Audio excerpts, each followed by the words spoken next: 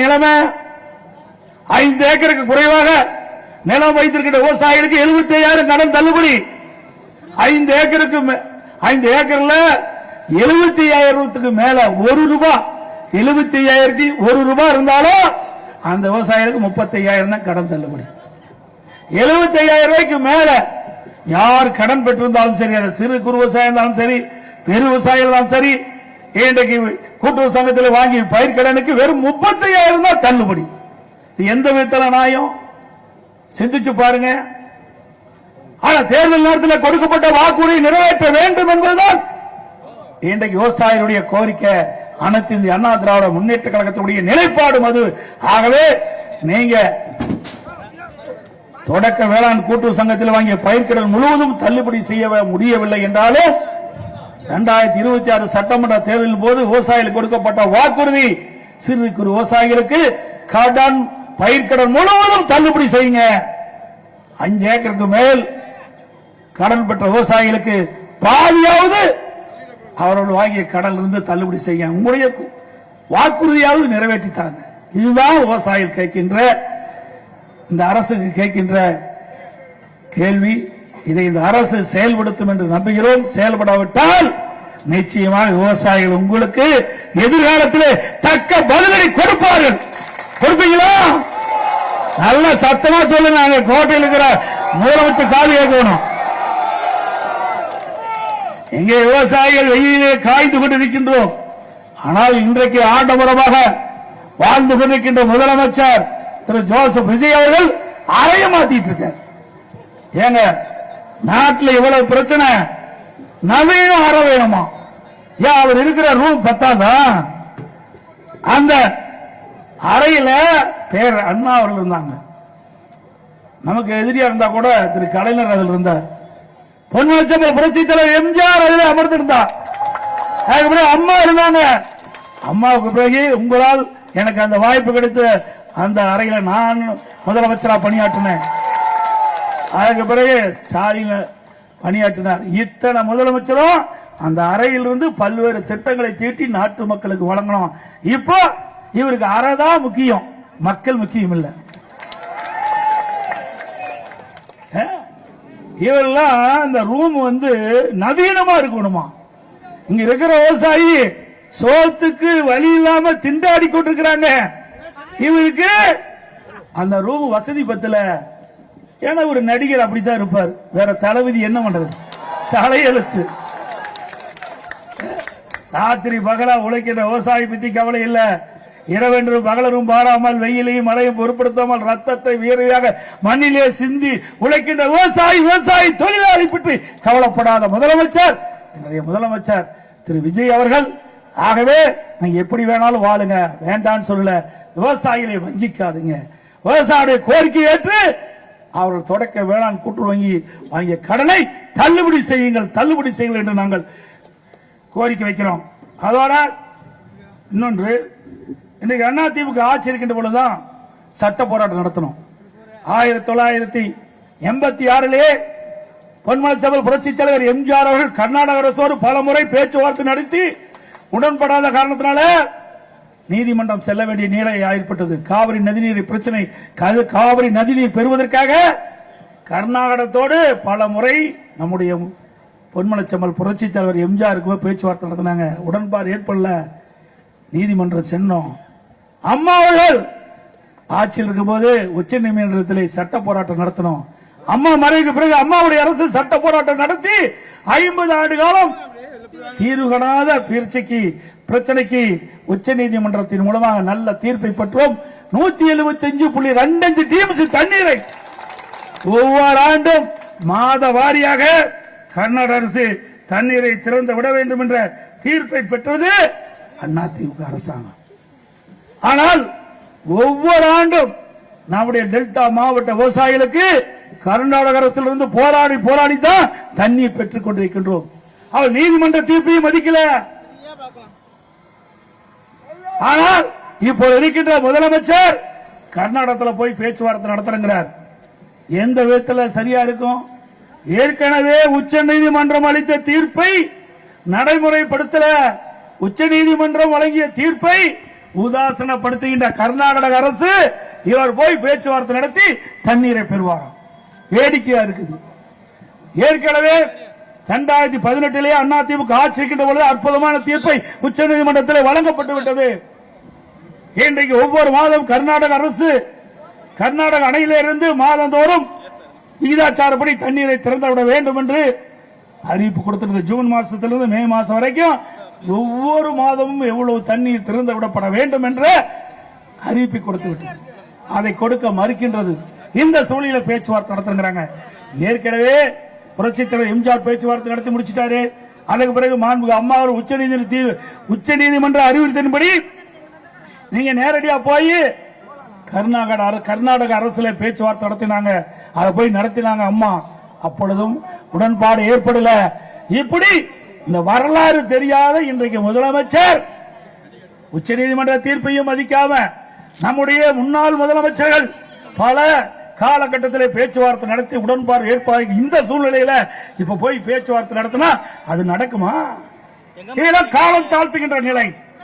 இன்றைக்கு இந்த ஆட்சி பொறுப்பேற்றவுடன் ஜூன் மாசமே கர்நாடக அரசுக்கு வேண்டுகோள் வச்சிருக்கணும். நமக்கு கிடைக்க வேண்டிய பங்கு நீர் 9.19 டீம் தண்ணீரை திறக்க வேண்டும். அப்படி கேட்டிருந்தா பரவாயில்ல, கிடைக்கல உடனே உச்சநீதிமன்றம் போயிருக்கலாம். ஆனா இப்போ காலம் தாழ்த்தி உச்சநீதிமன்றம் போறாரு. என்ன வேடிக்கையா இருக்குது. நாங்கள் கோரிக்கை வச்சோம். இன்றைக்கு தமிழகத்தில் இருக்கிற அனைத்து கட்சி கூட்டத்தை கூட்டுங்க. அந்த அனைத்து கட்சி தலைவர்கள் தங்களுடைய கருத்துக்களை தெரிவிப்பார்கள். அதுபோல டெல்டா மாவட்டத்தில் இருக்கின்ற முக்கிய விவசாய பிரதிநிதிகளை அழைத்து பேசுங்க, கருத்துக்களை கேளுங்க. இந்த கருத்து 2 கருத்துக்களின் அடிப்படையில் சட்ட வல்லுநர்களை நாடி இன்றைக்கு சட்ட நீதியாக நம்முடைய உரிமையை நிலைநாட்டுங்க என்று நாம சொன்னா அவர்கள் அதை செயல்படுத்தல. இன்னொரு அமைச்சர் சொல்றாரு, இன்னைக்கு அண்ணா திமுகவையும் திமுகவையும் திருப்திப்படுத்த அனைத்து கட்சி கூட்டத்தை கூட்ட வேண்டிய அவசியம் இல்லைங்கிறார். அந்த கட்சி அந்த அமைச்சர் அந்த கட்சியில் சேர்ந்தே 1 வருஷம் தான். இந்த வரலாறே தெரியாது. இதெல்லாம் சாதாரண வரலாறா? 1986 இருந்து காவிரிக்காக நாம் போராடி கொண்டிருக்கிறோம். ஒரு நாள் 2 நாள் இல்ல, 50 ஆண்டு காலம் நம்ம காவிரிக்கு தண்ணீர் பெறுவதற்கு போராடிட்டு இருக்கிறோம். மாண்புமிகு அம்மா அவர்கள் 4 நாட்கள் உண்ணாவிரதம் இருந்தாங்க. 4 நாட்கள் உண்ணாவிரதம் இருந்தாங்க. இதெல்லாம் சரித்திரம். இதே தஞ்சை மாவட்டத்தில் தஞ்சாவூர்ல இன்றைக்கு நடுவர் மன்ற தீர்ப்பை அரசியல் வெளியிட்ட போது இங்க வந்து அம்மா உரையாற்றி சென்றாங்க. பொன்னின் செல்வி என்ற பட்டத்தையும் நம்முடைய விவசாய பெரிய மக்கள் அம்மாவுக்கு கொடுத்தாங்க. இதெல்லாம் வரலாறு. இந்த காவிரி நீரை பெறுவதற்காக நம்முடைய தலைவர்கள் போராடினாங்க. அதுக்கு பிறகு நாம் போராடி கொண்டிருக்கிறோம். அந்த வரலாறு தெரியாத கட்சி ஆரம்பிச்சு 3 வருஷம் தான் ஆகுது. எதுவுமே தெரியாம எடுத்தேன் கவிழ்த்தேன் என்று இந்த காவிரி பிரச்சனை இருப்பது தவறு. இன்றைக்கு அது மட்டுமல்ல, உச்சநீதிமன்றம் தீர்ப்பு கொடுத்துட்டது. 177.25 டிஎம்சி வருஷத்துக்கு கொடுக்க வேண்டும் கர்நாடக அரசு. ஆனா மத்தியில் இருக்கின்ற பாரதிய ஜனதா அரசு அதை நடைமுறைப்படுத்த காலதாமதம் செஞ்சது. அப்ப நம்ம கூட்டணியில் இடம்பெற்றிருந்தோம். நம்ம அதிமுக பாரதிய ஜனதாவோட கூட்டணியில் இருந்தோம். அப்ப கூட நாம அதை பொருட்படுத்தல. தமிழ்நாட்டுடைய மக்களுடைய நலன் கருதி, நம்முடைய விவசாய மக்களின் நலன் கருதி, குறிப்பா டெல்டா மாவட்ட விவசாயிகளுடைய நலன் கருதி நம்முடைய 37 நாடாளுமன்றத்திலே தொடர்ந்து அழுத்தம் கொடுத்து 22 நாட்கள் நம்முடைய இந்திய நாடாளுமன்றத்தை ஒத்தி வைத்த கட்சி அதிமுக. இது அதிமுக கட்சி செய்த சாதனை. விவசாய படி மக்களுக்கும் தமிழ்நாட்டு மக்களுக்கும் டெல்டா விவசாய படி மக்களுக்கும் நாடாளுமன்றத்தில் குரல் கொடுத்த கட்சி அதிமுக கட்சி. இப்படி போராடி வாதாடி சட்ட நீதியாக நாம் பெற்ற தீர்ப்பை கூட அமுல்படுத்த முடியாத இருக்கின்ற அரசாங்கம் தமிழக வெற்றி கழக அரசாங்கம் என்பதை நேரத்தில் சுட்டிக்காட்டி இனியாவது இந்த அரசாங்கம் திருந்தி இன்றைக்கு எதிர்கட்சி எல்லாம் சொல்லுவதை கேட்க வேண்டும். காது கொடுத்து கேட்க. நான் மட்டும் சொல்லல, இன்றைக்கு இந்த தமிழக வெற்றி கழக ஆட்சி வருவதற்கு காரணமாக இருந்த கம்யூனிஸ்ட் கட்சிகள் 2 கம்யூனிஸ்ட் கட்சியும் அந்த தலைவர் குரல் கொடுக்கிறாங்க, அனைத்து கட்சி கூட்டத்தை கூட்டுங்கன்னு. விடுதலை சிறுத்தை கட்சி அந்த தலைவர் குரல் கொடுக்கிறார், அனைத்து கட்சி தலைவர் கூட்டத்தை கூட்டு காவிரி நதி பிரச்சனை பேசுறதுக்கு. எதுவுமே காதுல போடல. கூட்டணி கட்சி தலைவருக்கே மதிக்காத முதலமைச்சர் இன்றைய முதலமைச்சர் திரு விஜய் அவர்கள் என்பதை இந்த நேரத்தில் தெரிவித்து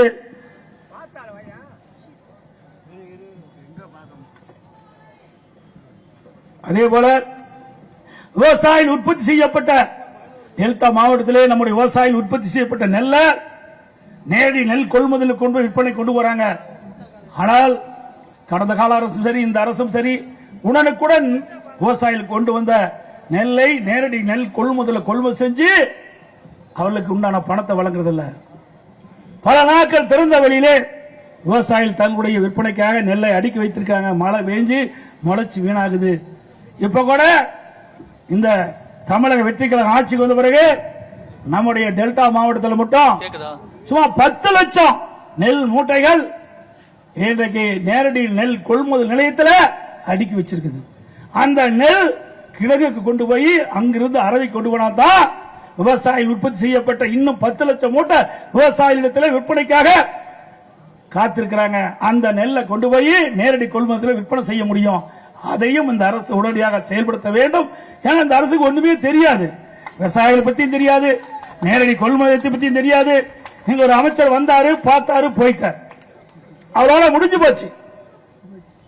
நேரடி நெல் கொள்முதல் நிலையங்கள் இருக்கின்ற அந்த நெல்லை உடனுக்குடன் அந்த கிடங்கு கொண்டு போகணும். கிடங்கில் இருந்து உடனடியாக அரவை ஆலை கொண்டு போகணும். அப்பதான் விவசாயிகள் உற்பத்தி செய்யப்பட்ட அந்த நெல்லை மீண்டும் விற்பனை கொண்டு போக முடியும். அதை உடனடியாக செயல்படுத்த வேண்டும் என்ற நேரத்தில் கேட்டு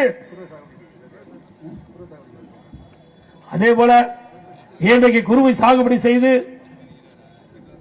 வறட்சி நிலத்தடி நீர் இல்லாம காய்ந்து போய் பாதிக்கப்பட்டிருந்த விவசாயிகளுக்கு உடனடியாக இந்த தமிழக வெற்றி கழக அரசு ஏக்கருக்கு 25,000 ரூபாய் நிவாரண உதவி வழங்க வேண்டும் என்ற கோரிக்கை வைத்து அதேபோல மேகதாது அந்த அணை கட்ட கர்நாடக அரசு முயற்சி செய்து கொண்டிருக்கிறது. அதை தடுத்துவதற்கு உண்டான முழு முயற்சியும் இந்த தமிழக வெற்றி கழக அரசு எடுக்க வேண்டும் என்று இந்த நேரத்தில் வற்புறுத்துகிறேன். அது மட்டுமல்ல, இப்ப சம்பா சாகுபடி செய்ய வேணும். இந்த சம்பா சாகுபடி செய்வதற்கு இன்றைக்கு அங்க கர்நாடகத்தில் இருக்கிற அணைகள் நிரம்பி விட்டன. இன்னைக்கு உபரி நீர் தான் திறந்து விட்டுருக்கான். கபினில நீர் நிரம்பி போச்சு, தண்ணி தேக்க முடியாது. தண்ணி தேக்கினா அணை உடைஞ்சிரும். அதனாலதான் கபினி அணையில நீர் அணை நிரம்பி அந்த உபரி நீர் தான் மேட்டுக்கு வந்துகிட்டு இருக்குது. நமக்கு மாதந்தோறும் கிடைக்க வேண்டிய நீரை கர்நாடக அரசு திறக்கப்படல. இனியாவது இந்த காவிரி நீர் ஒழுங்காற்றுக்குழு, காவிரி மேலாண்மை ஆணையம் அவர்கள் கொடுக்கப்பட்ட உத்தரவின் அடிப்படையில் தினந்தோறும் 12 டிஎம்சி தண்ணீரை திறக்க வேண்டும் என்ற அறிவிப்பை கொடுத்திருக்கிறாங்க. அந்த அறிவிப்பை கர்நாடக அரசு அமல்படுத்த வேண்டும். அதற்கு மாநில அரசு முழுமையான அழுத்தம் கொடுக்க வேண்டும் என்ற நேரத்தில் தெரிவித்து, அது மட்டுமல்ல, நமக்கு கிடைக்க வேண்டிய ஒவ்வொரு ஜூன் மாசம், ஜூலை மாசம், ஆகஸ்ட் மாசம் நமக்கு கர்நாடக அரசு கர்நாடகத்திலிருந்து கர்நாடக அணையத்திலிருந்து கிடைக்க வேண்டிய நீரை பெறுவதற்குண்டான முயற்சி எடுத்தாதான் நம்ம சம்பா சாகுபடி செய்ய முடியும். சம்பா சாகுபடி செய்ய முடியாது. அந்த அளவுக்கு நீர் குறைவாத்தான் இருக்குது. இப்ப மேட்டூர் அணையில் 80 அடி தான் இருக்குது. அந்த 80 அடி நீரை வைத்து நம்முடைய விவசாயிகள் சம்பா சாகுபடி செய்ய முடியாது. நமக்கு ஜூன் மாசம், ஜூலை மாசம், ஆகஸ்ட் மாசம் 3 மாசத்தில் கர்நாடக அணையிலிருந்து கர்நாடக அரசு தண்ணீர் திறந்து விடப்பட்டால் தான் மேட்டூருக்கு தண்ணீர் அந்த தண்ணீரை நம்முடைய விவசாய டெல்டா இருக்கிற விவசாயிகள் சம்பா சாகுபடிக்கு தண்ணீர் திறக்க முடியும். அதையும் இந்த அரசு விரைவாக, வேகமாக, துரிதமாக செயல்பட்டு இன்றைக்கு கும்பகர்ணம் போல தூங்காம இந்த அரசு விழிப்போடு இருந்து நம்முடைய விவசாய பெருடி மக்களுக்கு சம்பா சாகுபடி செய்ய தேவையான நீரை கர்நாடகத்தில் பெற வேண்டும் என்று கேட்டு, அதிமுக ஆட்சி கிட்ட போது குடிமராமத்து திட்டத்தை கொண்டாந்தோம். இன்னைக்கு வறட்சியான நேரம், இன்றைக்கு ஏரி குளங்கள்லாம் தண்ணி இல்ல. விவசாயிகளுக்கும் இன்றைக்கு மேட்டூரிலிருந்து தண்ணி திறக்கப்பட காரணத்தை பாசனத்துக்கு தண்ணீர் திறக்கப்படாத காரணம் இந்த நிலையில விவசாயிகளுக்கு வறண்டு இருக்கிற இந்த ஏரி குளத்துல வண்டல் மண்ணை அள்ளுவதற்கு இந்த அரசு முழு அனுமதி கொடுக்க வேண்டும். ஏன்னா விவசாய தொழிலாளிக்கு வேலை இல்ல, விவசாயிக்கு வேலை இல்ல. இந்த காலகட்டத்தில் ஏரியிலையும் தண்ணி இல்ல, குளத்திலையும் தண்ணி இல்ல. இந்த காலகட்டத்தில் விவசாயிகள் தன்னுடைய நிலத்திற்கு இயற்கை உரமாக அந்த ஏரி குளத்தில் இருக்கிற வண்டல் மண்ணை அள்ளுவதற்கு இந்த அரசு முழு அனுமதி வழங்க வேண்டும் என்று சொல்லி இங்கே மிக திரளாக, ஏன்னா வெயில் நிறைய அடிச்சிட்டு இருக்க மண்டை புழக்கிற அளவுக்கு வெயில் அடிக்குது, நிறைய பேச வேண்டி இருக்குது. இருந்தாலும் நான் முக்கியமான கோரிக்கை அந்த இரண்டு: ஒன்று, விவசாயிகள் தொடக்க வேளாண் கூட்டுறவு சங்கத்தில் வாங்கிய பயிர்க்கடன் முழுவதும் தள்ளுபடி செய்ய வேண்டும். இரண்டாவது, காவிரியில் உச்சநீதிமன்றம் அளித்த தீர்ப்பை முழுமையாக இந்த அரசு நிறைவேற்றப்பட வேண்டும். கர்நாடக அரசு மேகதாது அணை கட்டுவதற்கு எந்த வகையிலும் நாம் ஒத்துக்கொள்ளக்கூடாது. இந்த அரசாங்கம் முழு மூச்சோடு இருந்து அந்த மேகதாது அணை கட்டுவதை முறியடிக்க வேண்டும். அதற்கு நாம் அத்தனை பேரும் துணை நிற்போம். ஆனால் அதுக்குண்டான முயற்சி இந்த அரசு எடுப்பது கண்டிக்கத்தக்கது. என்றால் மேகதாது அணை கட்டுவிட்டால் டெல்டா மாவட்டம் பாலைவனமாகிவிடும். 20 மாவட்ட மக்களுக்கு குடிநீர் ஆதாரம் இருப்பது காவிரி நதிநீர். நல்லா சிந்திச்சு பாருங்க. அது மட்டுமல்ல, மேட்டூர் அணையில் திறக்கப்படுகிற நீர் கடலில் போய் கலக்கின்ற வரை அந்த காவிரி நதிநீர் சுத்தமாக இருக்க வேண்டும் என்பதற்காக நடந்தாய்வாளி காவிரி என்ற திட்டத்தை கொண்டு வந்து மத்திய அரசிலிருந்து அனுமதி பெற்று 11,250 கோடி நிதியை பெற்றிருந்தது அரசாங்கம், அதிமுக அரசாங்கம். மேட்டூர்ல தண்ணி எப்படி இருக்குதோ அதே போல தஞ்சாவூர் பகுதியில் வரும்போது அந்த தண்ணீர் எடுத்த சுத்தமான நீர் இருக்கணும். சுத்தமான நீர் குடிப்பதற்கு வாய்ப்பா இருக்கும். சுத்தமான நீர் பயிருக்கு பாய்ச்சிக்கிட்ட பொழுது நோய் தாக்காம பயிர் நல்ல விளைச்சலை கொடுக்கும். அதுக்கு தான் நடந்தாய்வாளி காவிரி திட்டம் என்ற ஒரு திட்டத்தை கொண்டு வந்தேன். அந்த திட்டத்துடைய நோக்கம், காவிரியாக வரும்போது 2 கரையில் இருக்கிற அசுத்த நீர் காவிரியில கலக்குது, நீர் மாசுபடுது. அது மாசுபடாம சுத்திகரிச்சு காவிரி ஆற்றிலை விட்டு சுத்தமான நீர் கடைக்கோட்டில் வரை கடல் கடக்கின்ற வரை இருக்க வேண்டும் என்பதற்காக தான் இந்த காவிரி நடந்தாய்வாளி காவிரி என்ற திட்டத்தை நடைமுறைப்படுத்த வேண்டும் சொன்னேன். இந்த கடந்த கால திராவிட முன்னேற்ற கழக அரசுல மத்திய அரசு அனுமதி கொடுத்தோம், நிறைவேற்றல. இந்த தமிழக வெற்றி கழக அரசு 2 நாளைக்கு முந்தி நான் பட்ஜெட்ல பேசும்போது இந்த கோரிக்கை வச்சேன். இந்த தமிழக வெற்றி கழக அரசு செயல்படுத்த சொல்லியிருக்காங்க. செயல்படுத்தினா விவசாயிகளுக்கு நல்லது, செயல்படுத்தினா அதிமுக ஆட்சிக்கு வந்த பிறகு இந்த திட்டத்தை செயல்படுத்துவோம் என்று சொல்லி வாய்ப்புக்கு நன்றி கூறி விடைபெறுகின்றேன். நன்றி.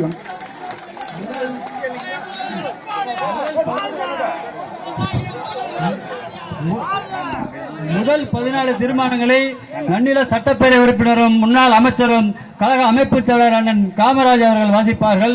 அடுத்தபடியாக மரியாதைக்குரிய கழகத்தினுடைய அமைப்பு செயலாளரும் நாகப்பட்டினம் மாவட்ட செயலாளரும் அருமை அண்ணன் OS மணியன் அவர்கள் வாசிப்பார்.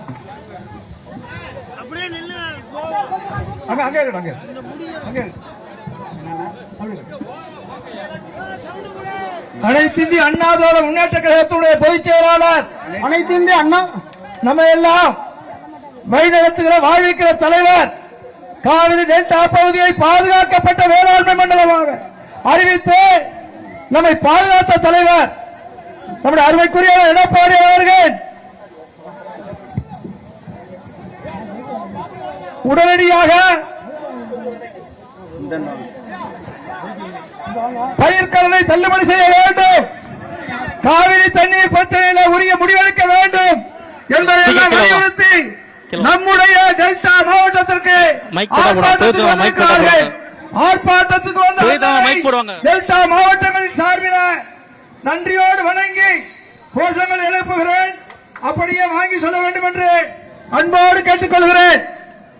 அனைத்து இந்திய அண்ணா திராவிட முன்னேற்ற கழகம், அனைத்து இந்திய அண்ணா திராவிட முன்னேற்ற கழகம், அனைத்து இந்திய அண்ணா திராவிட முன்னேற்ற கழகம் வாழ்க. புரட்சி தலைவர் எம்ஜிஆர் வாழ்க. புரட்சி தலைவர் எம்ஜிஆர் வாழ்க. புரட்சி தலைவர் எம்ஜிஆர் வாழ்க. புரட்சி தலைவர் அம்மா வாழ்க. புரட்சி தலைவர் அம்மா வாழ்க. புரட்சி தலைவர் அம்மா வாழ்க. புரட்சி தமிழ் எடப்பாடியார் வாழ்க. அண்ணன் எடப்பாடியார், அண்ணன் எடப்பாடியார் வாழ்க. கண்டிக்கிறோம், கண்டிக்கிறோம், கண்டிக்கிறோம், கண்டிக்கிறோம். தாவேக அரசை கண்டிக்கிறோம், தாவேக அரசை கண்டிக்கிறோம். குதிரை பேர அரசாங்கத்தை, குதிரை பேர அரசாங்கத்தை கண்டிக்கிறோம், கண்டிக்கிறோம், கண்டிக்கிறோம், கண்டிக்கிறோம். கொடுத்த வாக்குறுதிகளை, கொடுத்த வாக்குறுதிகளை நிறைவேற்றாமல் மக்களை ஏமாற்றி வரும் முதலமைச்சரின் பொய்க்கால் குதிரை அரசை, பொய்க்கால் குதிரை அரசை கண்டிக்கிறோம், கண்டிக்கிறோம், கண்டிக்கிறோம், கண்டிக்கிறோம். ரத்து செய், ரத்து செய், ரத்து செய், ரத்து செய். விவசாய கடன் ரத்து செய், விவசாய கடனை ரத்து செய், ரத்து செய், ரத்து செய், விவசாய கடன் ரத்து செய். கூட்டுறவு வங்கிகளில் விவசாயிகள் பெற்ற மொத்த கொள்ளையும் ரத்து செய். என்னாச்சு 5 ஏக்கருக்கும் குறைவாக நிலம் வைத்திருக்கும் விவசாயிகள் வாங்கிய கடன் ரத்து செய்யப்படும் என்ற தேர்தல் வாக்குறுதிகள் என்னாச்சு பொய்க்கால் குதிரை அரசு பொம்மை முதலமைச்சரே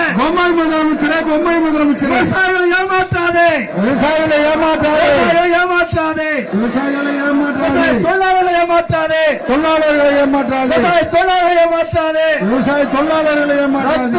ரத்து செய் விவசாயிகள் வங்கிகளில் வாங்கிய மொத்த கடனையும் ரத்து செய். சிறு குறு விவசாயிகளே கடன் முழுவதையும் ரத்து செய். ஏமாற்றாதே குதிரை அரசு முதலமைச்சரே நம்பி வாக்களித்த மக்களை ஏமாற்றாதே. எத்தனை நடிப்பு தேர்தல் நேரத்தில் மேடை ஏறி எத்தனை நடிப்பு ரீல்ஸ் போட்டு